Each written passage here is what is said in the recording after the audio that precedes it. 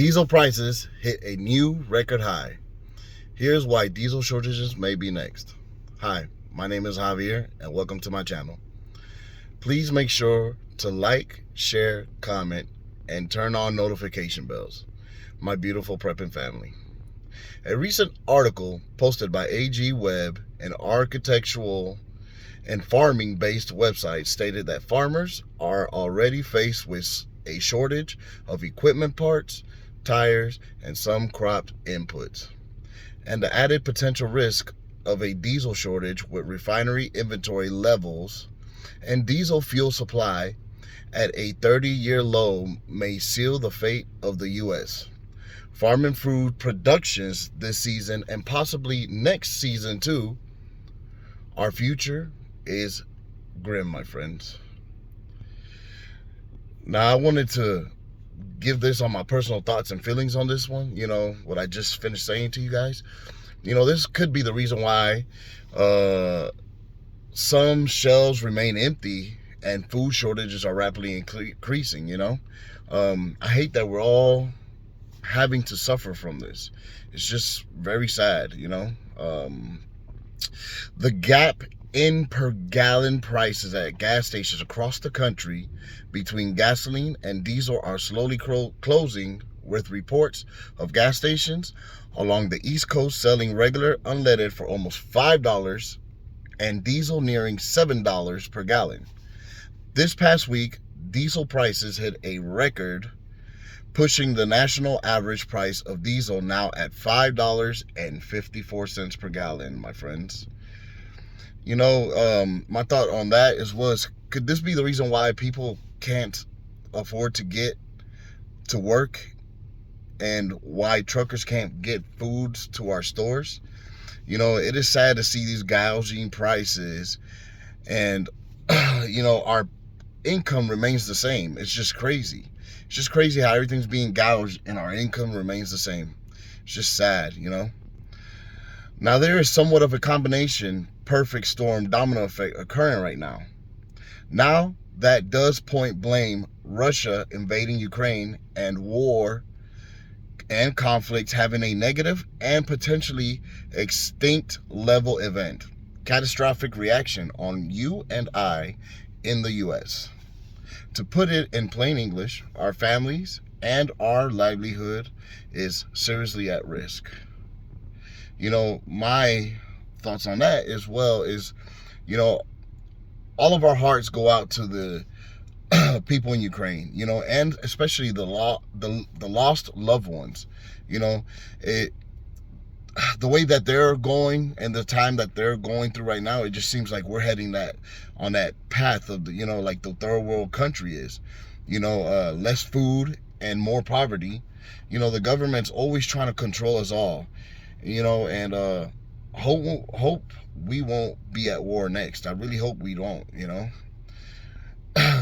diesel supply is short all over the world due to sanctions against Russia and oil and decreased post-pandemic recovered demand as the retail stores, grocers, and businesses in America do their best to try meet demand by restocking and replenishing several low and depleted inventories. In addition to that, the U.S. has been shipping diesel fuel to Europe to help supplement their demand now that they lost the connection to Russia supply.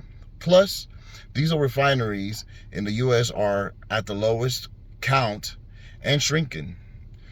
You all remember the Philadelphia Energy Solutions refinery fire 2 years ago? Yeah, that wiped out over 1/4 of the East Coast diesel fuel production and surplus supply. I will relate this to the worst nightmare you have ever had that you just couldn't wake up from, and then multiplying that by 100. Wall Street Silver posted on Twitter that distilled diesel inventory on the East Coast is about 18 million barrels, which will cover roughly 3 days worth of demand for the sought after fuel that keeps America going, and he expects to see it run down below 10 million barrels very soon. You know, my thought on that is, if we get below those numbers, what do you think what will happen? You know, it's a question to you guys more than anything. What do you think will happen to us? Um, how do we get out from under this? It pains me to see that our government is putting us in a bad position. It's crazy. I just can't believe that we are going through these times. You know, um, we're not a third world country. It's just insane. You know, some farmers are now even reporting that farm diesel prices are getting hit with inflation and price increases too, which is typically not the case. If our farmers can't afford to buy diesel to power their machineries and equipment to harvest plant and crop and bring food to our grocery stores and farmers markets, then I hate to say what will happen next. Despite the Keystone Pipeline and Alaska oil land leases being mentioned in the news lately, the bottleneck in the diesel supply, particularly those on the East Coast, are not due to the lack of oil in the U.S., even with less oil supply as a result of sanctions against Russia. Our problems lie primarily in the shortage of refinery capacity on the East Coast.